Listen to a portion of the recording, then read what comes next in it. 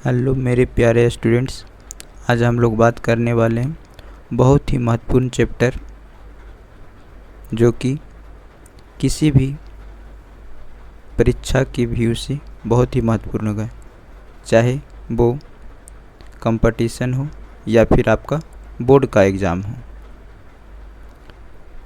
तो हम लोग बात करने वाले हैं जो चैप्टर के बारे में, वो चैप्टर है हमारे आसपास के पदार्थ। तो हम लोग इस चैप्टर में जानेंगे पदार्थों के बारे में। तो पदार्थ क्या है, सबसे पहले हम लोग जानते हैं।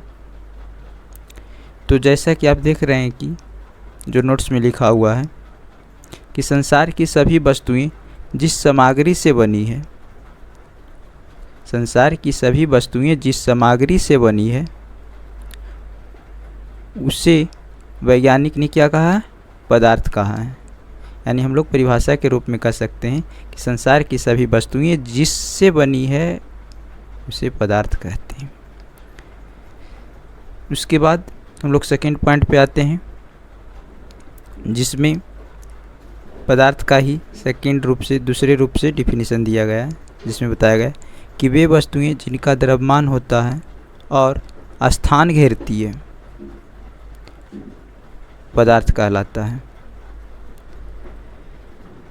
और आप देख रहे हैं कि स्थान के ब्रैकेट में आयतन लिखा हुआ, तो एक इम्पॉर्टेंट पॉइंट से जो आप लोग जानिएगा कि कोई भी वस्तु जितना स्थान घेरता है वह उसका आयतन कहलाता है।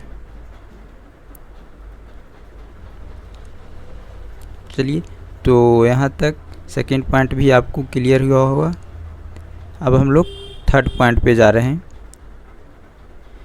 प्राचीन भारत के दार्शनिकों ने पदार्थ को पंच तत्व वायु, पृथ्वी, अग्नि, जल और आकाश से बना बताया और पदार्थ को इन्हीं पंच तत्वों में वर्गीकृत किया है। जैसा कि हम लोग ऊपर पढ़े थे कि संसार की सभी वस्तुएं जिनसे बनी है उसे वैज्ञानिक ने क्या कहा था? पदार्थ कहा था। और आप लोग जो थर्ड पॉइंट में देख रहे हैं कि पीछे प्राचीन भारत के दार्शनिकों का भी मानना था कि पूरे दुनिया के जितने भी चीज़ हैं वो पंच तत्व से मिलकर बना हुआ है और इन्हीं पंच तत्व को पदार्थ कहा गया है। तो शायद अब आप लोग को ऊपर की सारी बातें सही से क्लियर हुआ होगा। चलिए, अब हम लोग आते हैं फोर्थ पॉइंट पे, जहाँ कहा गया है कि सभी पदार्थ कणों से मिलकर बने होते हैं। पदार्थ भी है जो छोटे छोटे कण से मिलकर बने होते हैं। फिफ्थ पॉइंट है कि पदार्थ के कण अत्यंत सूक्ष्म होते हैं। यानी कहने का मतलब इतना सूक्ष्म होता है कि हम लोग उन्हें अपने आँखों से देख नहीं सकते हैं। फिर हमारा छठा पॉइंट है, पदार्थ के कणों के बीच रिक्त स्थान होता है। जैसा कि आपको लगता होगा कि पदार्थ के कणों के बीच रिक्त स्थान नहीं होती, लेकिन अब समझिएगा, एक उदाहरण देकर मैं आपको समझाता हूँ कि जैसे आप किसी बर्तन में पानी लेते हैं और उसमें चीनी को डालकर यदि घोलते हैं आप, तो देखते हैं कि चीनी घुल जाता है, लेकिन उसके आयतन में, पानी के मात्रा में कोई परिवर्तन नहीं आता। आखिर आप इसे समझ रहे होंगे कि वह चीनी जो है कहाँ गया, तो वो उसी में मिल गया।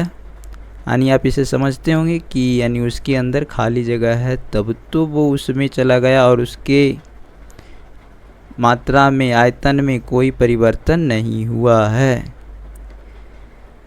तो ये पॉइंट भी आपको शायद स्पष्ट रूप से क्लियर हुआ होगा कि पदार्थ के कणों के बीच रिक्त स्थान होते हैं।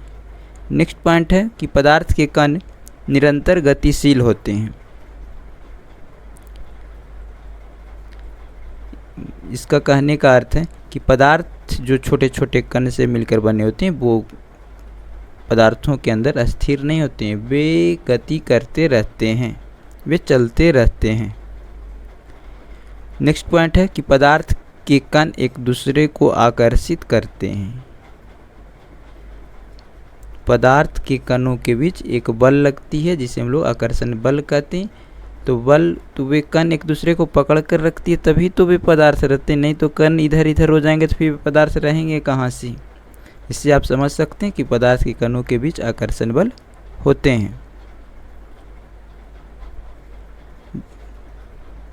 नेक्स्ट पॉइंट है कि पदार्थ के कणों में गतिज ऊर्जा होती है, यानी गतिज ऊर्जा यानी गति के कारण जो ऊर्जा होती है उसे हम गतिज ऊर्जा कहते हैं। जैसा कि हम लोग ऊपर में पढ़े थे कि पदार्थ के कण निरंतर गतिशील होते हैं, गति करते रहते हैं, तो गति करेगा तो स्पष्ट है कि उसमें गतिज ऊर्जा होगा।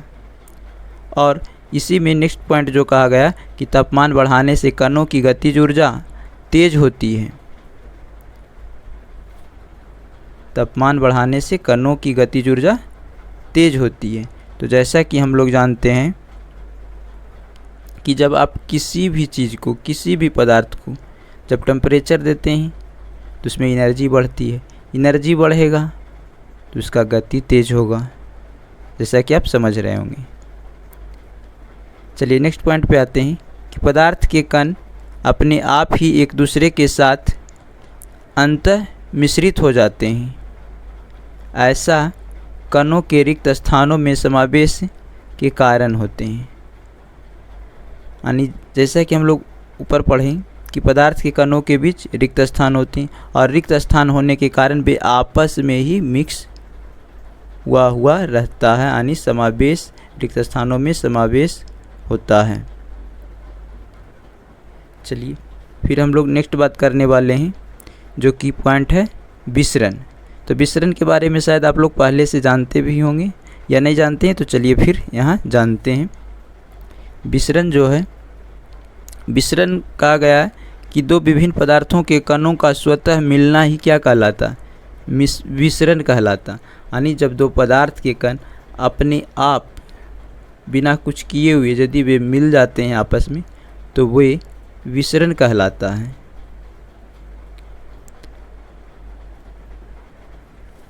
नेक्स्ट पॉइंट जो है, जो बता रहा कि पदार्थ के कणों के बीच एक बल कार्य करता है, यह बल कणों को एक साथ रखता है, इसे अंतराण्विक बल भी कहा जाता है।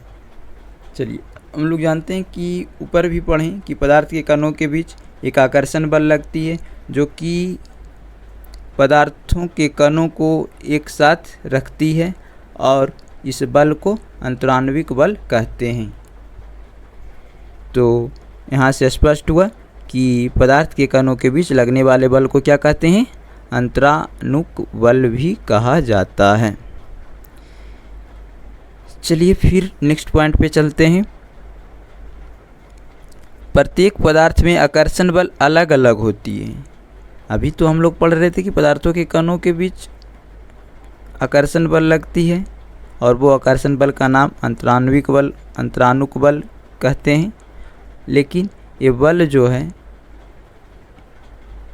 अलग अलग होती है, अलग अलग पदार्थों में अलग अलग होती है और इन्हीं अलग अलग बलों के कारण पदार्थ की अवस्थाएं बनती है।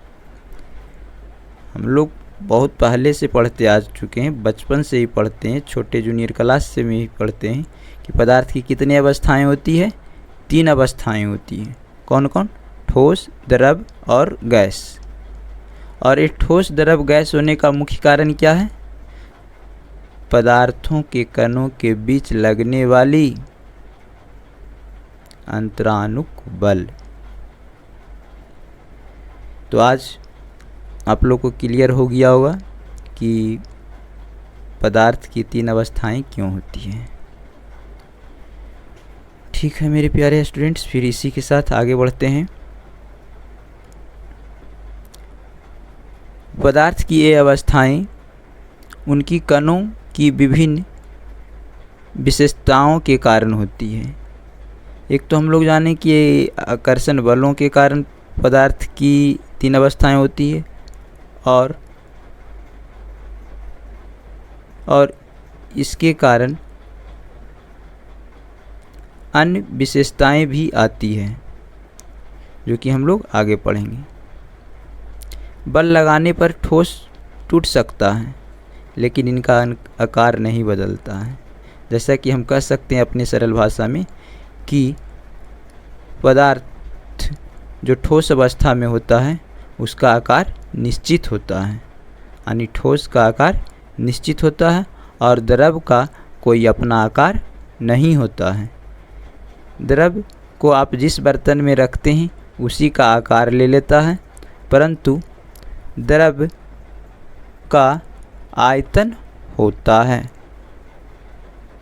द्रव का आयतन निश्चित होता है।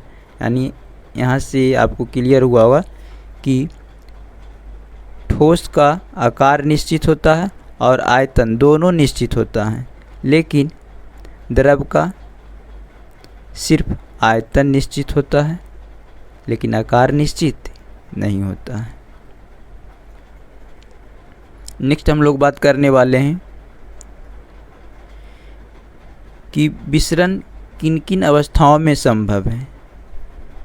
तो द्रव में ठोस, द्रव और गैस तीनों का विसरण संभव है। द्रव अवस्था में ठोस, द्रव और गैस तीनों का विसरण संभव है। शायद इस बात में आपको कन्फ्यूज़न हो रहा होगा, तो मैं समझाने का प्रयास करता हूँ कि हम लोग ऊपर पढ़े थे कि विसरण दो पदार्थों को कणों का स्वतः मिल जाना ही विसरण कहलाता है। तो द्रव में चाहे आप ठोस को मिलाएं, द्रव को मिलाएं या गैस को मिलाएं, तीनों आपस में मिल जाएंगे। अतः हम लोग कह सकते हैं कि द्रव में ठोस, द्रव और गैस तीनों का विसरण संभव है। चलिए मेरे प्यारे स्टूडेंट्स, ये भी पॉइंट आपको क्लियर हुआ होगा। नेक्स्ट है अगला पॉइंट कि ठोस की अपेक्षा द्रवों के विसरण की दर अधिक होती है। यानी यहाँ कहा जा रहा है कि ठोस की तुलना में द्रव में विसरण की दर अधिक होगा, और यही कारण है कि द्रव अवस्था में पदार्थ के कण स्वतंत्र रूप से गति करते हैं और ठोस की अपेक्षा द्रव के कणों में रिक्त स्थान भी अधिक होता है। रिक्त स्थान अधिक होने के कारण पदार्थ के कण इधर उधर आसानी से जाएगा, आसानी से इधर उधर जाने के कारण बेआसानी से मिल जाएंगे। अतः हम लोग कह सकते हैं कि विसरण अधिक होगा द्रव में ठोस की तुलना में। चलिए नेक्स्ट पॉइंट जो आती है एक नया बातें जो है संपीड्यता, जो हम लोग समझने की कोशिश करेंगे। संपीड्यता यानी कंप्रेशन, जिसका मतलब होता है दबाना, किसी चीज़ को कंप्रेस करना। तो आप समझ सकते हैं कि आप सबसे ज़्यादा किसे कंप्रेस कर पाइएगा, गैस को, फिर द्रव को, और नेक्स्ट सबसे कम कंप्रेस कर पाइएगा यानी दबा पाइएगा ठोस को। तो हम लोग कह सकते हैं कि ठोस और द्रवों की तुलना में गैस की संपीड्यता अधिक होती है। यानी यहाँ से क्लियर होता है कि सबसे अधिक संपीड्यता किस में होती है, तो गैस में होती है, और सबसे अधिक संपीड्यता गैस में होती है और सबसे कम संपीड्यता ठोस में होती है। और नेक्स्ट इम्पॉर्टेंट पॉइंट जो कई बार पूछा जाता है सवाल में कि पदार्थ की अवस्थाएं बदलती है, बताइए क्या क्या चीज़ों को परिवर्तन करने पे पदार्थ की अवस्थाएं बदलती है। तो देखिए इस पॉइंट में स्पष्ट लिखा हुआ है कि तापमान एवं दाब की में परिवर्तन कर पदार्थ की अवस्थाएं बदल ली जा सकती है। तो आप लोग से सवाल पूछा जाएगा कि बताइए कि पदार्थ की अवस्थाएं किस प्रकार बदला जा सकता है, तो आपका आंसर होगा कि तापमान एवं दाब में परिवर्तन करके पदार्थ की अवस्थाएं को बदला जा सकता है। चलिए नेक्स्ट पॉइंट हम लोग बात करने वाले हैं गलनांक, जिसे हम लोग इंग्लिश में कहते हैं मेल्टिंग पॉइंट। Melting point